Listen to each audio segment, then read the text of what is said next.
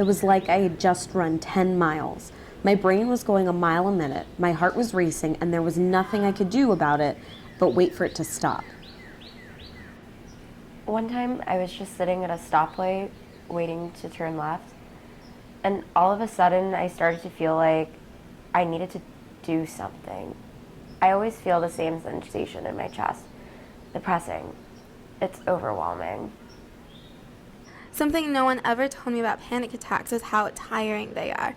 I finished one and can barely lift my head off my curled up knees. It feels impossible to recover, much less continue to panic. I sit holding myself as the terror wanes. There's no way there's any energy left in my body to scream and shriek and tense and writhe, but my anxiety always proves me wrong.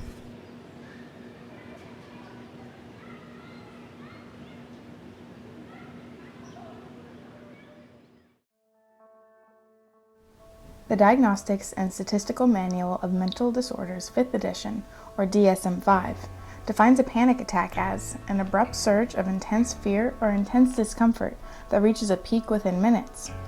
This sensation must be accompanied by 4 of the following 13 symptoms: sweating, trembling or shaking, sensations of shortness of breath or smothering, feelings of choking, chest pain or discomfort, nausea or abdominal distress, feeling dizzy, unsteady, lightheaded, or faint, chills or heat sensations, paresthesia, a numbness or tingling sensation, derealization, feelings of unreality, or depersonalization, being detached from oneself, a fear of losing control or going crazy, or a fear of dying.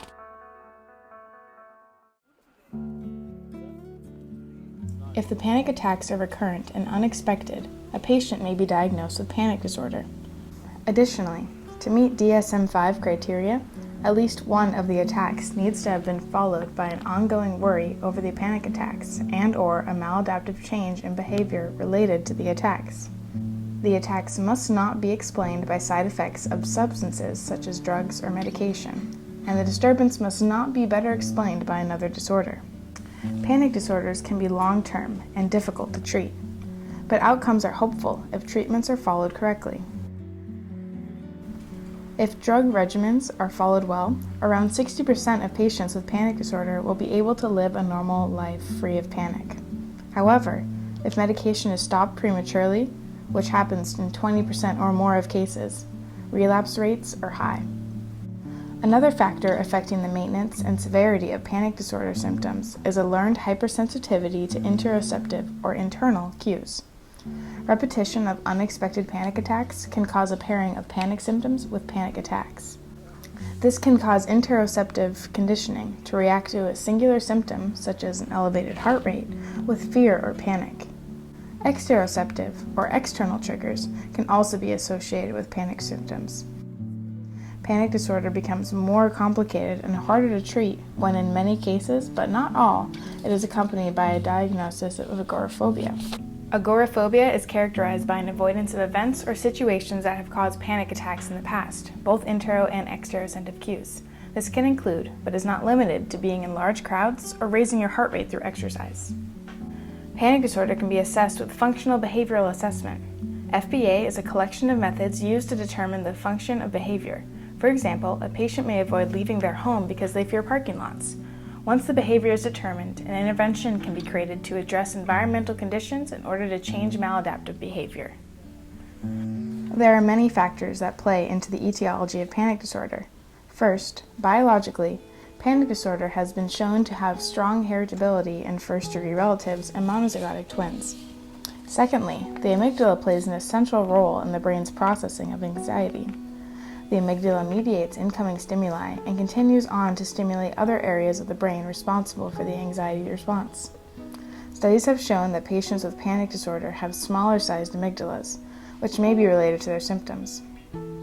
Additionally, physiological markers of risk for anxiety disorder have been identified. A study by Krask et al. Showed that a history of respiratory problems in adolescents, having had asthma by the age of 18, and having had frequent colds and infections at the age of 3 are all associated with a diagnosis of panic disorder later in life. As for psychological factors, childhood major depressive disorder may also increase the risk for anxiety disorder later in life. Another theory involves the establishment of behavioral inhibition to the unfamiliar in childhood. Behavioral inhibition is defined as a persistent tendency to exhibit restraint, withdrawal, and resistance when faced with novel or unfamiliar situations and people. It is found in 10 to 15% of children and can be observed as early as 3 months of age. It is hypothesized that behavioral inhibition may be caused by a low threshold to limbic arousal, which then leads to increased activation of the sympathetic arousal, increasing anxiety symptoms. As for environmental factors, health problems, divorce, abuse, and loss at a young age have been correlated with increased odds of anxiety disorder later in life. There are options when it comes to treating panic disorder.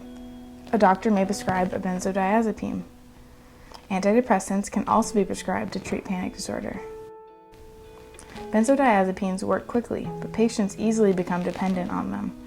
Because of this, they are recommended less strongly as the preferred pharmacological treatment of SSRIs and SNRIs.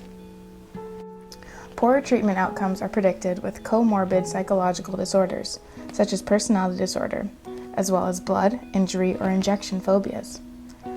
Studies predicting the treatment outcomes of comorbid anxiety and depressive disorders have been inconsistent. Psychologically, cognitive behavioral therapy, or CBT, has been proven very effective in the treatment of panic disorder.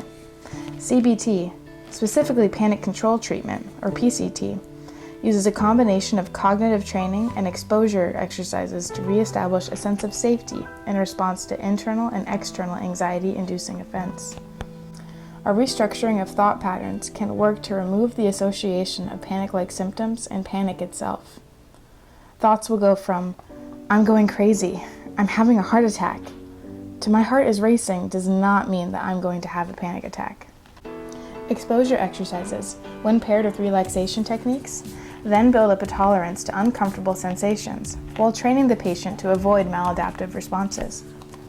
Studies have not found support for combination CBT and pharmacological treatment over singular treatment, with CBT monotherapy providing the best results. While CBT remains the primary treatment for PD, alternative treatments are being explored. For example, exercise as an intervention for PD continues to gain support. Also, while co-treatment hasn't gained much support, a novel co-treatment is still under analysis: cognitive behavioral therapy and cognitive enhancer D-cycloserine. When taken right before or right after fear extinction treatment, D-cycloserine has been shown to enhance the rates of fear extinction in trials with rats. Human trials have shown mixed results, so more preclinical research is required before treatment prescription. Panic does not have to control your life. Panic attacks and panic disorder affect many, but treatment can be effective, and research for new options is continuously ongoing.